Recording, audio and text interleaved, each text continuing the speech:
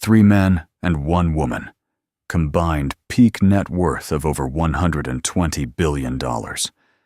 Each one of them stood at the top of the world. Magazine covers, private jets, politicians calling them for advice. And each one of them watched it all disappear, not over years, not over decades, practically overnight. These are the 4 most dramatic financial collapses in modern history.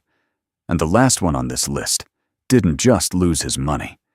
He lost his freedom, his legacy, and destroyed the lives of thousands of people who trusted him with everything they had. Number 4. Ike Batista. In 2012, Ike Batista was the 7th richest person on the planet, $35 billion. He was Brazil's wealthiest man, the face of the country's economic boom, and he had gone on 60 Minutes and publicly declared that he would soon become the richest person in the world. At the time, it didn't even sound crazy. His net worth had surged from $8 billion to $35 billion in just 2 years. He owned a Mercedes McLaren parked in his living room. He had a super yacht called the Pink Fleet. He was married to a former Playboy model. He was a champion speedboat racer. He was running 6 publicly traded companies under his EBX empire: oil, mining, energy, logistics, shipbuilding, and offshore services. Every single company name ended in the letter X because Batista said X was the symbol for the multiplication of wealth. The crown jewel was OGX, his oil and gas company. When it went public in 2008, it was the largest initial public offering in Brazilian stock market history, raising $6.7 billion. Batista promised investors the company would produce 10 billion barrels of oil. Institutional investors from around the world, pension funds, hedge funds, sovereign wealth funds, they all lined up to get a piece. The Ontario Teachers' Pension Plan put money in. Major banks put money in. Everybody wanted exposure to Brazilian oil, and Batista was the only way to get it without investing in the complicated state-run Petrobras. But the oil wasn't there.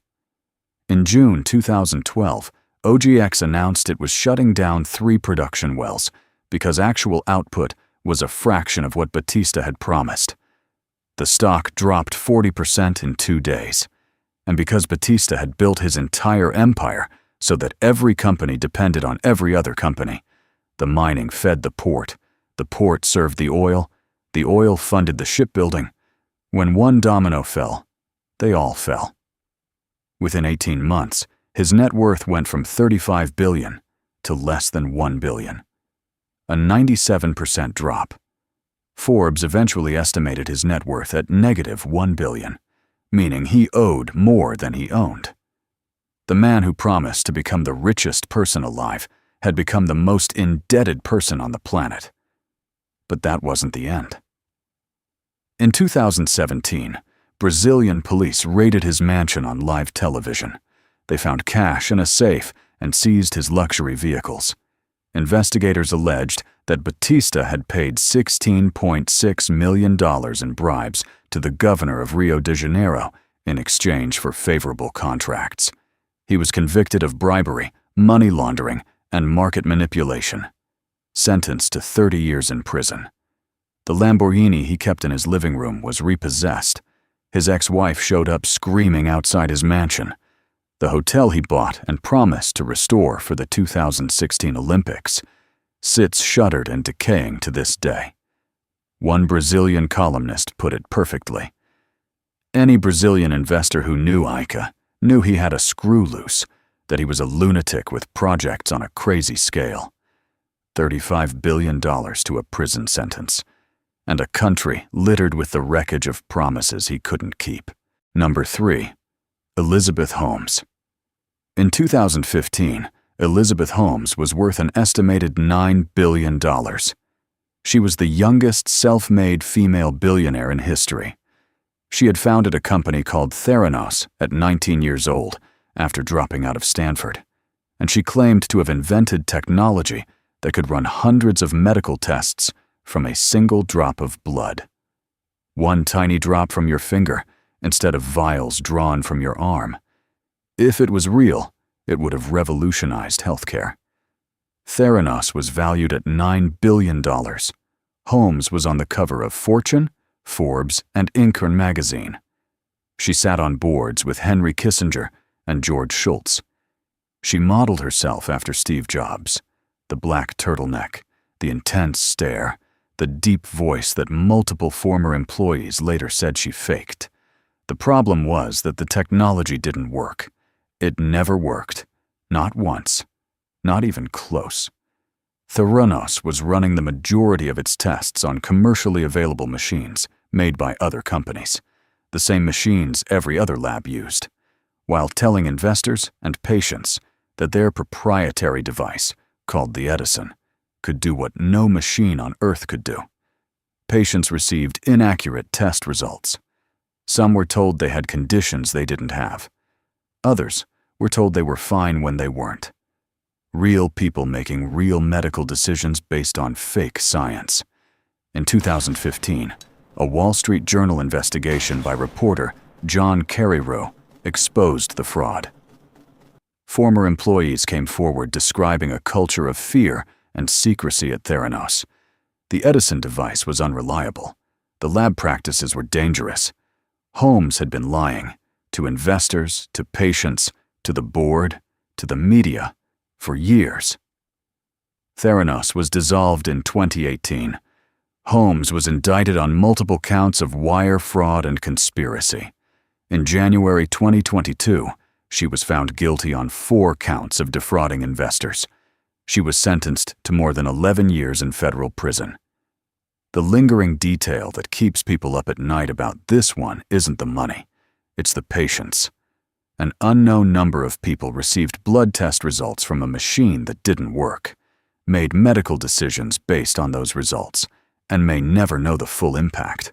Holmes didn't just lose $9 billion. She gambled with people's health. That's what separates her from a bad business bet. And the deep voice she used in every interview, every TED Talk, every investor meeting, it was apparently fake. Her real voice is noticeably higher. She was performing the role of a genius, while the science behind the curtain was a lie. Number 2. Sam Bankman-Fried. In March 2022, Sam Bankman-Fried was worth $26 billion. He was 30 years old. Forbes listed him as the richest person under 30 on the planet. He had founded FTX, the 3rd largest cryptocurrency exchange in the world, with over 1 million users. He lived in a penthouse in the Bahamas with his inner circle. He had Tom Brady, Steph Curry, and Larry David doing his commercials. He was testifying before Congress on cryptocurrency regulation. Fortune magazine put him on their cover and called him the next Warren Buffett.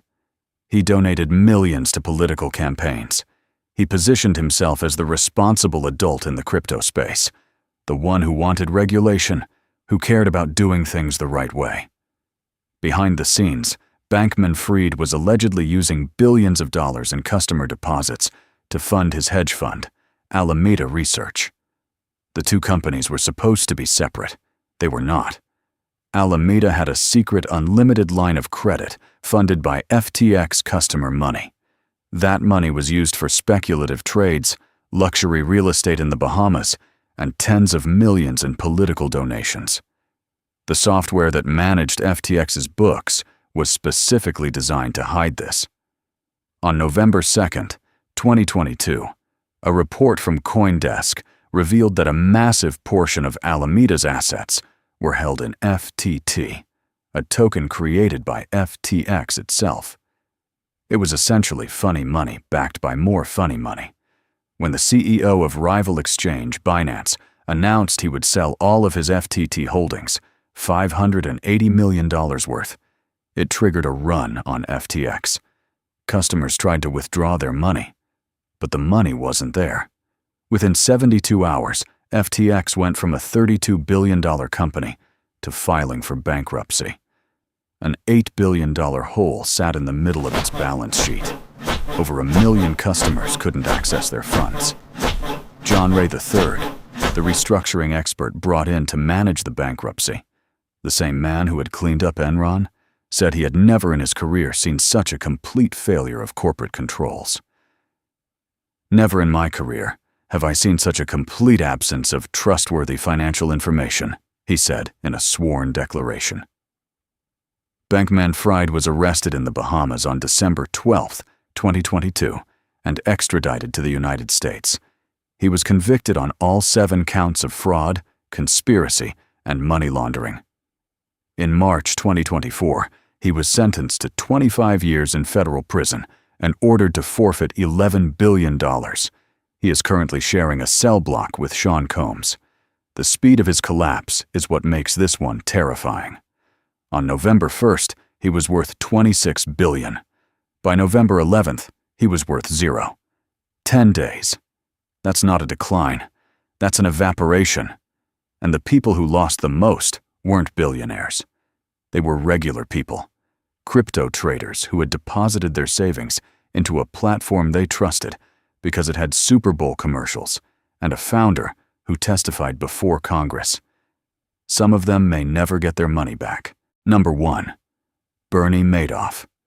This is the big one, the one that every other financial fraud is measured against. Bernie Madoff ran the largest Ponzi scheme in the history of the world. Not the largest in American history, the largest in the history of the world. $65 billion. For decades, Madoff was one of the most respected figures on Wall Street. He was a former chairman of the NASDAQ stock exchange. He ran Bernard L. Madoff Investment Securities, which was one of the largest market-making firms in the country. He lived in a penthouse on the Upper East Side of Manhattan. He had homes in Palm Beach, Montauk, and the south of France. He was a pillar of New York's social and philanthropic circles. Charities trusted him. Universities trusted him. Holocaust survivors trusted him with their life savings. His investor list read like a who's who of wealth: hedge funds, banks, celebrities, and thousands of ordinary people who thought their retirement was safe because it was with Bernie. Madoff's supposed genius was that he delivered steady, consistent returns. 10 to 12% per year, year after year, regardless of what the market did. When the market crashed, Madoff's fund still made money. When the market boomed, Madoff's fund made the same steady return. It was too good to be true, and several people said exactly that. A financial analyst named Harry Markopolos spent nearly a decade trying to convince the SEC that Madoff was running a fraud. He submitted detailed mathematical proofs showing that the returns were impossible. The SEC investigated Madoff multiple times and found nothing. They literally had the evidence in their hands and let him walk. The scheme was simple in concept. Madoff wasn't investing the money at all. He was taking new investors' deposits and using them to pay old investors their returns. As long as more money kept coming in than going out, the illusion held. It held for at least 17 years. Some estimates suggest it may have been running for as long as 30 or 40 years. Nobody knows for sure, because Madoff never actually made a single trade on behalf of his investors. Not one.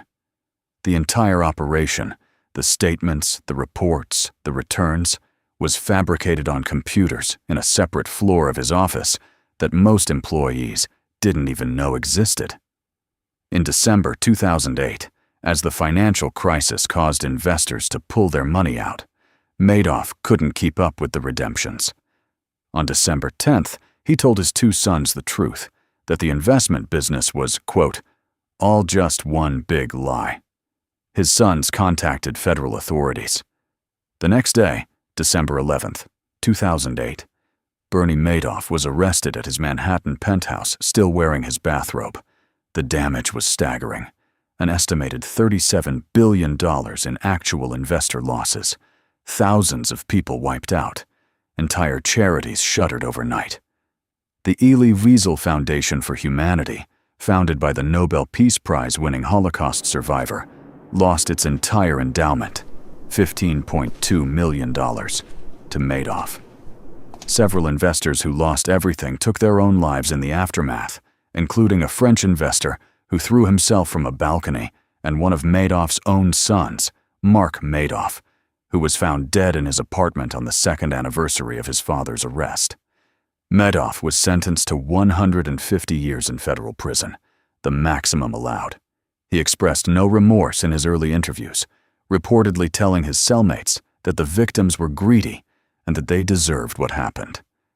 He died in prison on April 14, 2021, at the age of 82. He never apologized.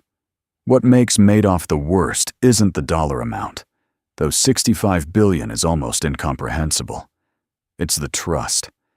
He looked people in the eye, retirees, widows, Holocaust survivors, friends, and told them their money was safe while he spent it. And when it was over, he didn't even pretend to be sorry. He called them greedy. That's the difference between a bad investment and pure evil. And that's why, almost 2 decades later, Bernie Madoff's name still makes people's blood run cold. 4 billionaires, a combined $120 billion turned to dust. A Brazilian dreamer who built a house of cards and watched it collapse on live television. A Stanford dropout who faked a medical breakthrough and gambled with people's health. A 30-year-old crypto king who evaporated $26 billion in 10 days. And a Wall Street legend who looked his friends in the eye and stole everything they had for 40 years. The money is gone. The private jets are gone. The magazine covers are yellowing in landfills, and every single one of them heard the same thing on the way up that they refused to hear until it was too late. If it sounds too good to be true, it probably is. The only question worth asking after hearing these stories isn't how did they fall. It's this: who's next?